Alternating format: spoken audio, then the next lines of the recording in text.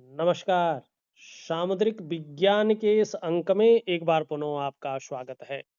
एक सुंदर सी मेल हथेली, आप पुरुष जातक हैं और आपकी रियल हथेली मेरे सामने विवेचना के लिए आ रखी है। यहाँ पे एक चीज देखेंगे तो आपके जितने सवाल हैं उन सब का निवारण बस एक राजयोग में छुपा हुआ है। ठीक है ना? लेकिन उस राजयोग में भी एक कमी है, उसको भी दूर करके चलना होगा। सभी सवालों को लूंगा, बहुत सुंदर तरीके से बताऊंगा। लेकिन अगर अपनी हथेली के राजयोग के अनुसार चलेंगे तभी फायदा होगा जीवन में, नहीं तो जीवन में अस्थिरता रहेगी, उतार चढ़ाव रहेगा और कहीं ना कहीं संघर्ष बना रहेगा। आप किस लिए बना है, क्या काम करने आए हैं, क्या आपको करना चाहिए, ये आपकी हथेली प्रैक्टिकल रूप में बताती है। आपको किस मार्ग की तरफ जाना चाहिए, आपका रास्ता क्या होगा, ये आपकी हथेली बताती है। अगर आप इसके विपरीत चलते हैं तो निश्चित तौर पे वो सफलता नहीं मिल पाती आपको जो वास्तव में मिलनी चाहिए। क्योंकि आप जिस चीज के लिए बने हैं, जो करने आए हैं, वही तो कर पाएंगे। अगर आप इसके विपरीत चलेंगे, प्रकृति के विपरीत चलेंगे, आप नहीं कर पाएंगे। यहाँ पे ध्यान से देखिएगा, ये आपका जो हथेली में ये वाला हिस्सा है, ये मरकरी का माउंट है, बुध ये वाणी का कारक है, ये त्वचा का कारक है। और मेडिकल की भाषा में कहें तो ईएनटी जो डिपार्टमेंट है ये इसी के पास है। और तीसरी बात है, ये आपकी जो है कम्युनिकेशन स्किल्स का भी मालिक है, भौतिक सुख सुविधाओं का भी मालिक है। और जो ये है सूर्य, ये विस्तार का कारक है, ये फैलाव का कारक है, ये एक ब्रांड बनाकर उभारने वाला ग्रह है। ठीक है ना? धन का ग्रह है, ये मान सम्मान प्रतिष्ठा का ग्रह है, ये नेम फेम का ग्रह ये है। और तीसरा सबसे इंपॉर्टेंट जो ये राजयोग बन रहा है, इसी को समझा रहा हूं, ये है आचार्य देवगुरु बृहस्पति। ये हमारी हथेली में बैठने वाले प्रथम आचार्य ग्रह है। ये देवताओं के गुरु हैं, ये ऋषि ग्रह है, ऋषियों के गुरु हैं, ब्राह्मणों के गुरु हैं, ये अनुशासन के आचार्य हैं, ये ज्ञान के आचार्य हैं, ये कर्तव्यों के बोध के आचार्य हैं, ये रीति रिवाजों के आचार्य हैं। और बिना नॉलेज के कुछ नहीं है, ये आपको भी पता है। ठीक? और धर्म अर्थ काम मोक्ष में ये धर्म है, और जो पंच तत्व है उसमें ये आकाश तत्व है। ठीक? अब यहाँ पे देखिएगा, जरा ध्यान से देखिएगा।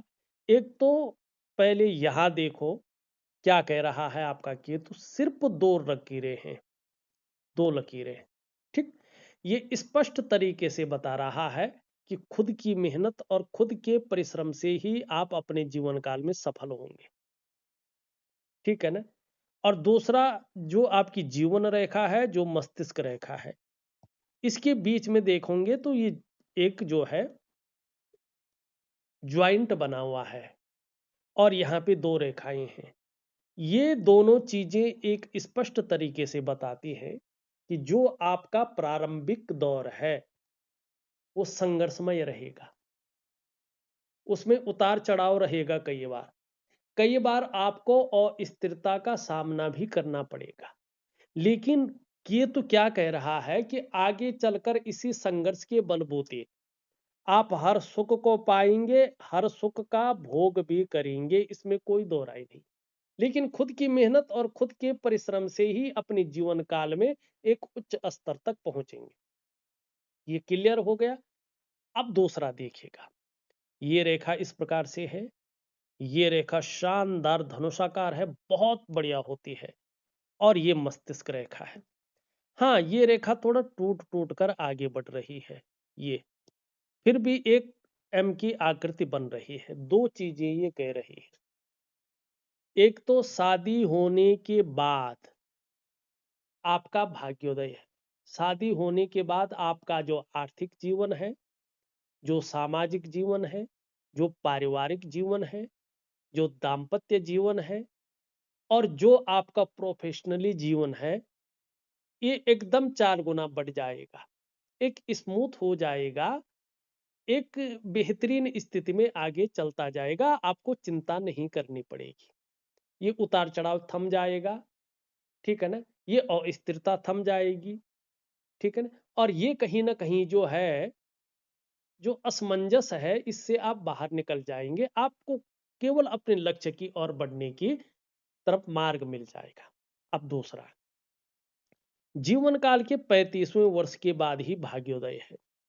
तब तक बहुत अच्छा, आप कहेंगे कि एकदम तूफान सा हो जाए, नहीं होगा, बिल्कुल नहीं होगा। लेकिन 35वें वर्ष के बाद चीजें बहुत शानदार स्थिति में आ जाएगी, भाग्योदय की स्थिति आपकी आ रही है। उससे पहले आप अच्छा विकास करेंगे, ये कह सकता हूं। अपना एक करियर जो है स्टेबल कर लेंगे, ठीक है ना? और उसके बाद उस पे आगे चलेंगे ग्रोथ पाने के लिए। अब यहाँ पे देखते हैं कि किस तरफ आपने जाना है, क्या वास्तव में आपके लिए लिखा गया है, ठीक? फिर आपके सवाल भी लेता हूं और कुछ एक दो चीजें भी बताता हूं। एक तो देखिएगा, ये उंगली यहाँ पे पूरी तरह से झुक रखी है और इस पर्वत की तरफ, और यहाँ पे ये पहले पौरवे तक। ये वाली उंगली रिंग फिंगर जो तर्जनी है उससे बड़ी और मिडिल फिंगर से छोटी है। देवगुरु आचार्य बृहस्पति सामान्य तरीके से उठे हुए हैं।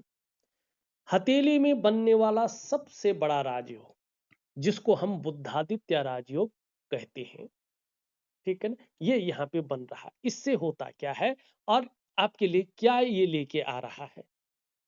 अगर किसी भी व्यक्ति की हथेली में ये राजयोग बना हुआ है और वो व्यक्ति समय रहते अपने लक्ष्य का निर्धारण कर ले, अपनी मेहनत को दुगनी कर ले, ठीक, और एकाग्रता के साथ उस पे काम करे, तो ऐसे लोगों को सरकारी नौकरी या इससे संबंधित क्षेत्रों में काम मिलता है। अब किन कामों में ये लोग ज्यादा सफल होते हैं? देवगुरु आचार्य बृहस्पति से संबंधित कार्यों में। कौन से काम है? शिक्षा है, इंजीनियरिंग है, चिकित्सा है, मैनेजमेंट है, वाणिज्य है और कानून है, कुछ मामलों में राजनीति है। जो आईटी है ना, वो भी यहाँ पे इंजीनियरिंग में आता है, ये बृहस्पति के ही अधीन है। अब यहाँ पे व्यक्ति 1% अगर किसी भी वजह से, ठीक है ना, सरकारी नौकरी या इससे संबंधित क्षेत्रों में कार्य न कर पाया, फिर ऐसे लोगों को व्यापार में जाना चाहिए, अपना ही व्यापार में। जब ये लोग अपने व्यापार में जाते हैं तो एक उत्कृष्टता प्राप्त करते हैं, व्यापार के कारण जाने जाते हैं और व्यापार के कारण ही इनकी एक पहचान बनती है। व्यापार के कारण ही एक ब्रांड बनकर ये उभरते हैं। ये यहाँ पे दिखाई दे रहा। और आपकी हथेली में क्या लिखा है? आपकी हथेली में निश्चित तौर पे व्यापार लिखा है, नौकरी से ज्यादा व्यापार लिखा है। अब क्यों लिखा है, इसका कारण है, आपकी जो करियर और धन की रेखा आप देखेंगे टूट टूट कर आगे बढ़ रही है, तो ये, और इसमें हल्के रूप से कहीं पे देखेंगे तो कुछ और भी चीजें बन रही हैं, ठीक। तो ये क्या कहता है, यहाँ पे देखोगा, और देवगुरु आचार्य बृहस्पति शनि की तरफ दृष्टि गोचर कर रहा है। शनि यहाँ पे बहुत ज्यादा फूल गया है, मनी अच्छी ऊर्जा प्रोवाइड नहीं कर रहा, बहुत तीव्र ऊर्जा प्रोवाइड कर रहा है। तो ऐसे में क्या होता है, जब ये करियर और धन की रेखा टूट टूट कर आगे बढ़े, तो क्या हो जाता है कि व्यक्ति का जो करियर का मामला है, जो धन का मामला है, उसमें अस्थायित्व नहीं आता है, अस्थायित्व नहीं आता है दोनों चीजों में। और जब देवगुरु बृहस्पति इस तरफ से झुक जाए, तो सबसे पहले दाम्पत्य जीवन का जो चरम सुख का भोग है, उसके बीच में परिस्थिति ये खड़ी करता है। कैसी परिस्थिति खड़ी करता है? अगर शादी नहीं हुई है तो शादी में देरी करता है, देरी का संकेत ये देता है। शादी हो रखी है तो भी ये कहीं ना कहीं जो है चीजों को उभारता है, पारिवारिक चिंता देता है, ठीक। और दूसरी क्या होता है, जब ये यहां तक आ जाता है, ये चीज बढ़ जाती है, तो तनाव देता है, बेवजह की चिंताएं या कोई ना कोई वजहें ये बना लेती है, जो व्यक्ति को तनाव दे, सुबह उठने में आलस्य देता है। ठीक, तो यहाँ पे और दूसरी क्या बात है, जो आपकी हथेली को देख के लग रहा है कहीं ना कहीं पितृ दोष यहाँ पे स्पष्ट दिखाई दे रहा है। किसी भी महीने के अमावस्या को 3 स्थान है, उसमें सबसे अच्छा स्थान है उत्तराखंड में हरिद्वार में नारायण शिला। अपने पितरों के निमित्त आप लोग नारायण शिला में नारायण बलि कर लीजिएगा 5 ब्राह्मणों को बिठा के, तो पितृदोष खत्म हो जाएगा। तो ये तो थोड़ा सा बाद में कर लीजिएगा, लेकिन कुछ मैं उपाय दे रहा हूँ, उन उपायों को प्रॉपर करें और व्यापार में जाएं तो आपके लिए व्यापार सर्वोत्तम है। नौकरी में नौकरी मिलेगी, ऐसा नहीं कि नहीं मिलेगी, नौकरी मिलेगी, लेकिन नौकरी में वो सेटलमेंट नहीं बैठ पाएगा, एडजस्ट नहीं हो पाएंगे। कभी मिलेगी कभी छूटेगी, कभी मिलेगी कभी छूटेगी, उसमें एक स्टेबिलिटी नहीं आएगी, एक अस्थायित्व नहीं आएगा। जैसा आपका हाथ यहाँ पे बता रहा है, ये तो बता रहा है दिसंबर के बाद। दिसंबर के बाद अगर आप जो है अपने व्यापार की कोशिश करें, अपने व्यापार में आए, तो आपके लिए अपना व्यापार बहुत अच्छा है। और खास करके 35वें वर्ष के बाद आपकी जीवन में बहुत बड़ी तरक्की है। और यहाँ पे जो अगर शादी नहीं हुई तो शादी होने का जो टाइम भी दिखा रहा है वो 30वें वर्ष से लेकर के यहाँ पे और जो है 35वें वर्ष के बीच में बहुत अच्छा योग बन रखा है।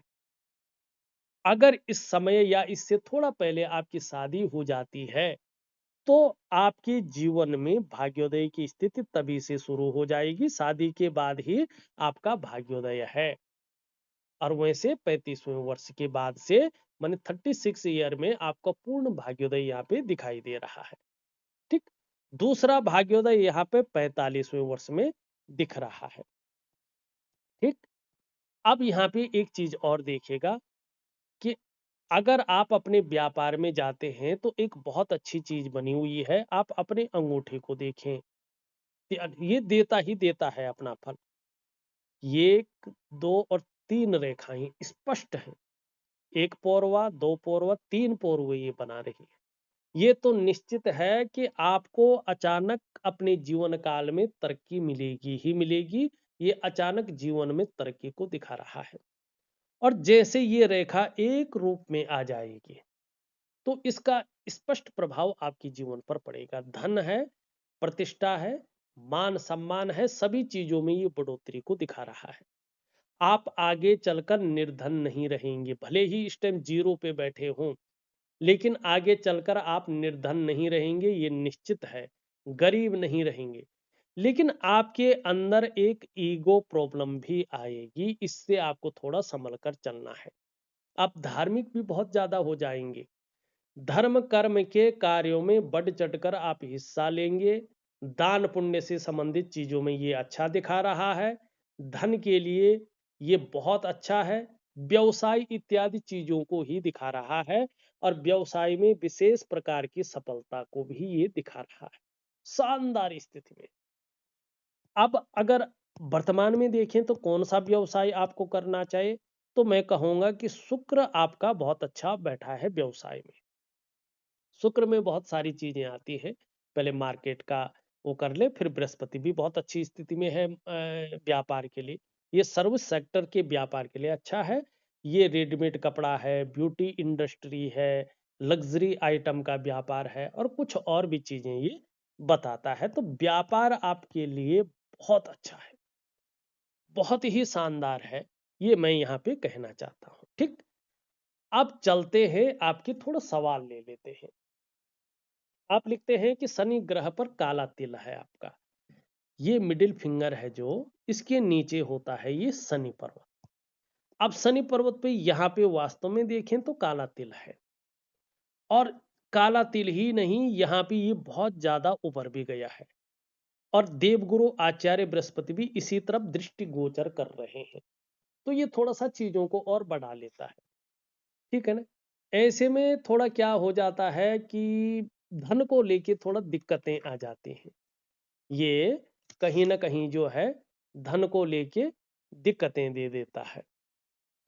और ये नौकरी का भी मालिक है, नौकरी का भी ये मालिक है। तो नौकरी पाने में, नौकरी करने में, नौकरी मिलने में बड़ा चीजों को ये उलटफेर करता है। ठीक है ना? संघर्ष को बढ़ाता है, व्यक्ति के अंदर आलस्य देता है, व्यक्ति के अंदर जिद्दीपना देता है। ठीक है ना? और व्यक्ति की जो क्वालिटी है, जो योग्यता है, उसको थोड़ा खत्म करने का कार्य करता है। अब देखो, आप ये चाहते हैं कि मैं प्रारंभिक दौर पर नौकरी करूं और अपना एक्सपीरियंस लेके फिर अपने व्यापार में जाऊं। अगर आप बुद्धिमत्ता की बात ये भी चाहते हैं, तो मैं आपको एक ठोस उपाय दे रहा हूं। बहुत ज्यादा काम तो नहीं कर पाएगा, लेकिन काम करेगा, आपको नौकरी मिल जाएगी, ये निश्चित है। तो आप वो चीज करें, आपको लाभ होगा। अब आप ले कहते हैं मैं एक इलेक्ट्रॉनिक इंजीनियर हूं, अभी बेरोजगार हूं। ठीक, बेरोजगार किसके कारण है? शनि के कारण और देवगुरु आचार्य बृहस्पति के कारण। यहाँ पे योग ही ऐसा बन रहा है। तो मैं उपाय दे रहा हूं, निश्चित तौर पे आपको लाभ होगा। मैं जॉब सर्च कर रहा हूं आईटी सेक्टर में। यहाँ देवगुरु बृहस्पति से संबंधित आईटी सेक्टर में आप जॉब सर्च कर रहे हैं। बृहस्पति वैसे जॉब देने की स्थिति में है, लेकिन शनि की स्थिति यहाँ पे जॉब देने की नहीं है।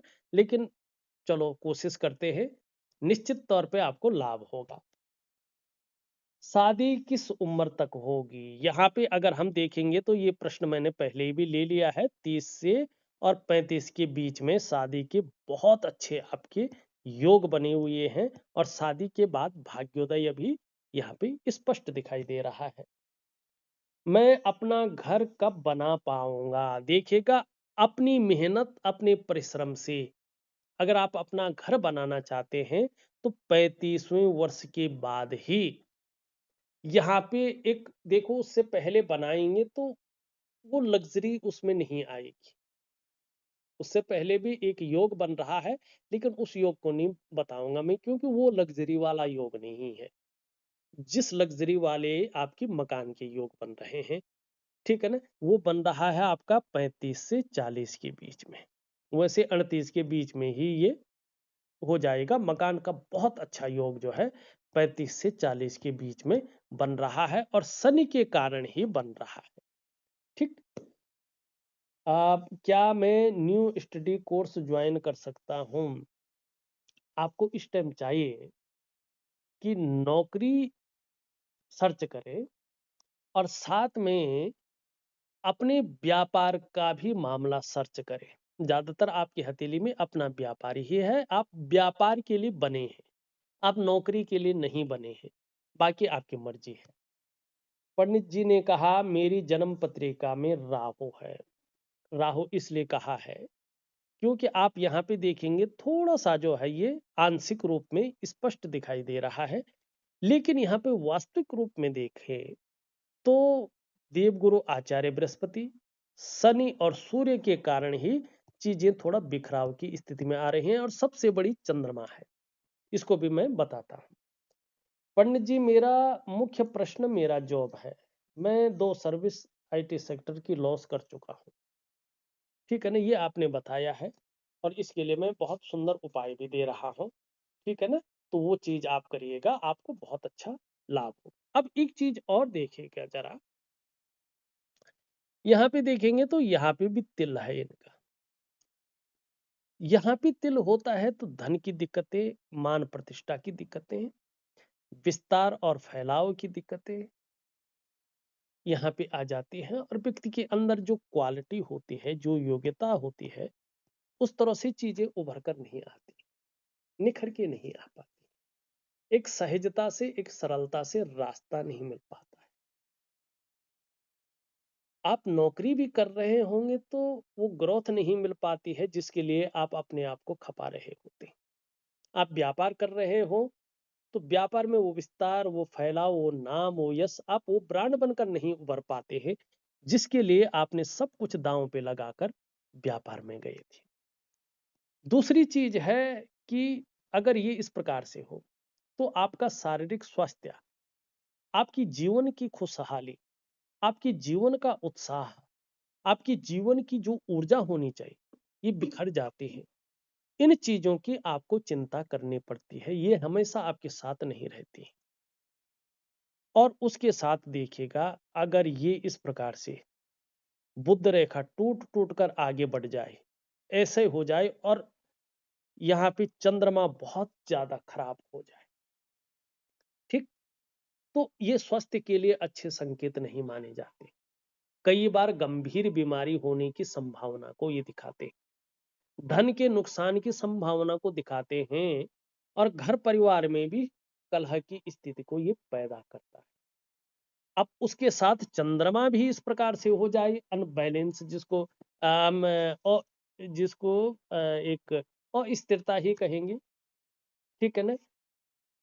अगर ऐसा हो जाए तो व्यक्ति का मन भी गड़बड़ रहता है, पेट से संबंधित परेशानियां व्यक्ति को बहुत ज्यादा परेशान करते हैं, और मानसिक में एंजाइटी और डिप्रेशन और भावुकता, इमोशनली कई बार व्यक्ति बहुत ज्यादा परेशान होता है। पढ़ाई में लगाया गया पैसा वसूल नहीं हो पाता, ऐसे में इंसान पढ़ तो लेता है, लेकिन उसका करियर कहीं और ही बन जाता है। वो जो मर्जी सीख ले, उसको बाजार में मंडी में आजमा ही नहीं पाता, ठीक है ना। और मन अच्छा नहीं रहता है, मन खराब हो रहता है, मन भटक जाता है, मन व्याकुल हो जाता है, काम यहाँ करने मन कहीं और गया हुआ होता है, डाइजेस्टिव सिस्टम ठीक नहीं रहता है। कई बार माँ के साथ मतभेदता रहती है, माँ से दूर रहता है, माँ का सुख भी नहीं होता है। नींद आने में भी ये दिक्कतों को देता है, कैश और बरकत की कमी भी देता है। ये तन मन धन तीनों का कारक है, तन भी खराब रहता है, मन भी खराब रहता है, और धन के रिजल्ट भी खराब आने शुरू हो जाते हैं। देखो यार, इतनी सारी चीजें एक साथ होना ये सामान्य बात नहीं है, कहीं ना कहीं कुछ गड़बड़ है।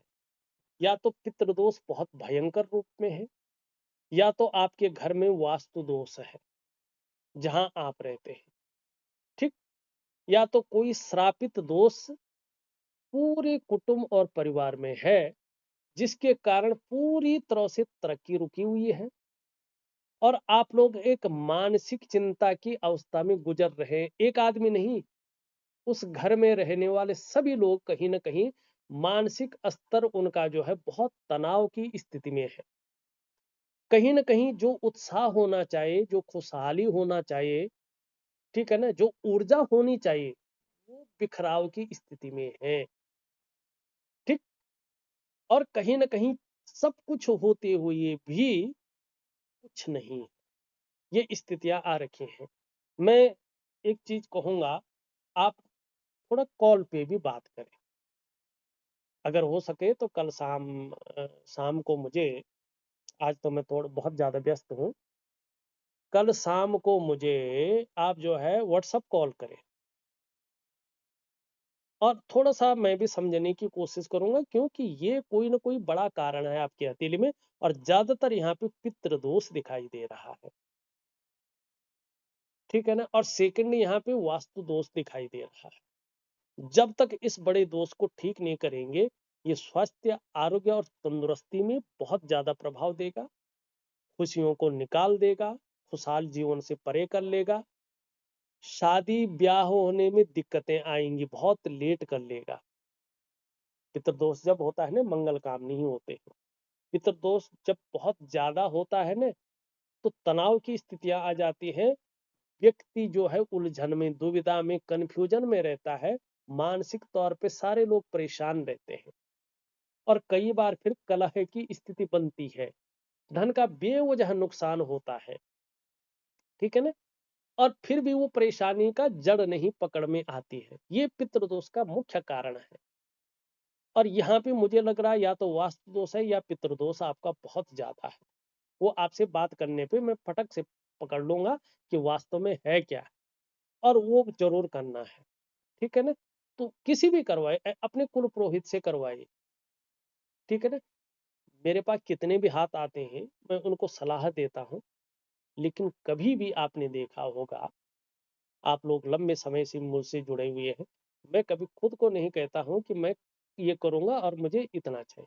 ये हमारा नहीं, हम सही रास्ता दिखाने का कार्य करते हैं, जो एक्चुअल में जितना हमें ज्ञान है, जितनी नॉलेज है, उतना अच्छा काम दिखाने की कोशिश करते हैं। ठीक। और वास्तविक रूप में यहाँ पे यही दिखाई दे रहा है, और आपके साथ भी यही घट रहा होगा, इसमें दो राय नहीं है। ठीक। आपके सभी सवाल मैंने ले लिए हैं, आपके शंकाओं का समाधान भी कर लिया है। अब चलते हैं कुछ अन्य चीजों पे। बहुत अच्छी चीजें भी हथेली में है जो मैंने बताई भी है। धार्मिक भावनाएं बहुत अच्छी रहेंगी, ईश्वर में विश्वास बना रहेगा और अपने आराध्य के प्रति समर्पण की भावना भी रहेगी। बहुत ज्यादा मेहनती है, मेहनत करने में कहीं भी कोई दिक्कत नहीं दिखाई दे रही है। ठीक है ना। यश पाने की इच्छा, नेम फेम पाने की इच्छा और अपने कार्यों में विस्तार और फैलाव पाने की इच्छा रहेगी। ठीक है ना। और रिस्क लेने की ताकत बहुत अच्छी है, जोखिम उठाने की ताकत बहुत अच्छी है। इस रिस्क लेने में, इस जोखिम उठाने में कहीं कोई नुकसान हो भी जाए तो गिर कर पुनः उठने की ताकत भी है, जिसे हम हिम्मती स्वभाव कहते हैं। धन कमाने की खूब ललक रहेगी, और देखिएगा अगर व्यापार करेंगे तो उत्कृष्ट व्यापारी बनेंगे, उच्च वर्ग का व्यक्तित्व रहेगा, श्रेष्ठ और सफलतम व्यक्तियों में आपकी गिनती होगी। दो कारणों से, एक तो अपने बलबूते पे कुछ करने वाला गुण आपके अंदर डेवलपमेंट अवस्था में है, दूसरा आपकी कम्युनिकेशन स्किल्स बहुत अच्छी रहेगी और इसका लाभ होगा। एक सुखद जीवन जीने की चाह रहेगी और सुखद जीवन जीने के लिए प्रयत्नशील व्यक्तित्व बना रहेगा। यहाँ पे देखेंगे तो ये गोलाई में है, इसका मतलब है धनुषाकार है। आगे चलकर परिवार के प्रति समर्पण की भावना रहेगी और धन के लिए बहुत अच्छी स्थिति यहाँ पे दिखाई दे रही। बौद्धिक स्तर आपका बहुत ही अच्छा रहेगा, बहुत अच्छा बौद्धिक स्तर रहेगा, लाभ होगा। यहाँ पे चाहे आप आगे चलकर नौकरी करें, व्यापार करें, कोई अन्य काम करें, बहुत अच्छा समाज में स्थिति रहेगी। हाँ, ये थोड़ा सा जो है आपको इसके ऊपर मेहनत करनी होगी, और इसके ऊपर जो है थोड़ा मेहनत करनी होगी, और ये थोड़ा सा जो है दरिद्रता को देता है। ये लाइन जो है ये दरिद्रता को देता है, ये धन में नुकसान की रेखा है। तो इसके लिए आपको चंद्रमा का मैं उपाय दूंगा, वो जरूर करें, आपको लाभ होगा। शुक्र आपकी हथेली में बहुत अच्छा है, पीछे की तरफ झुक रहा है। घूमने फिरने के शौकीन रहेंगे और आगे चलकर निश्चित तौर पे इसका मौका मिलेगा। खूब लंबी यात्राएं करेंगे, और जिससे मन प्रसन्न रहेगा और एक खुशनुमा माहौल बना रहे। शुक्र बहुत अच्छा है, आगे चलकर शुक्र बहुत अच्छा लाभ देगा। निम्न मंगल थोड़ा चिड़चिड़ा स्वभाव वाला बना सकता है, और क्षण भंगुर वाला गुस्सा थोड़ा हावी रह सकता है, और कंफ्यूजन और उलझन और दुविधा आपके साथ ये देता हुआ दिखाई दे रहा है। कई बार निर्णय लेने की ताकत को छीन कर रहा है, समझ में नहीं आ रहा है करना क्या चाहिए और किस तरफ हमें जाना चाहिए। ऊपरी मंगल ठीक है, पराक्रम बहुत अच्छा रहेगा और एनर्जेटिक स्वभाव बना रहे। ये देवगुरु बृहस्पति इस तरफ झुक रहा है, इसका मैंने पहले ही बता दिया है। बाकी ये ठीक है, आपको लाभ देगा। शनि के बारे में, सूर्य के बारे में मैंने बता दिया है। बुध को देखें, वाणी के लिए बहुत अच्छा रहेगा। देखा जाए तो मैंने आपकी हथेली का संपूर्ण विश्लेषण करके आपको बता दिया है। फिर भी कुछ रहता है, आप निसंकोच कल शाम को व्हाट्सएप कॉल करके मेरे से बात करें। मैं पूरी तरह से जो है आपसे फ्री होके शानदार बात करूंगा, और चीजों को समझूंगा भी, और आपको दोबारा सलाह दे दूंगा। वीडियो में दे रहा हूं, इसके साथ देखिएगा, इनके लिए बहुत जरूरी है। दिव्य सूर्य क्रिया अगर नहीं करेंगे, विश्वास से, एक अच्छी चेष्टा से, समर्पण भाव से, तो ग्रहों में परिवर्तन नहीं आएगा। जीवन में हमेशा उतार चढ़ाव रहेगा। तो मन से दिव्य सूर्य क्रिया करें अगर जीवन को बदलना है। विश्वास से करें, चेष्टा से करें। दिव्य योग ध्यान क्रिया एक प्रकार का प्राणायाम है, योगा है और मेडिटेशन है। ये आपको जरूर करना है। और उसके बाद मैं आपको दे रहा हूं एक पृथ्वी मुद्रा। ठीक है ना। उसकी सही विधि क्या है मैं आपको दे रहा हूं, मुद्रा चिकित्सा, उसको आपको जरूर करना है। और एक चंद्रमा का मैं उपाय दूंगा, जो आपका स्वास्थ्य, आरोग्य और तंदुरुस्ती पे प्रभाव डाले। आपको यही करना है। बाकी में आप अगर कॉल करेंगे तो बेहतर रहेगा, सुंदर रहेगा। ठीक है ना। बाकी ये जरूर करना है, ये करते रहेंगे आपको लाभ होगा। तो इस अंक में बस इतना ही। एक नए अंक के साथ पुनः उपस्थित होऊंगा, तब तक के लिए नमस्कार।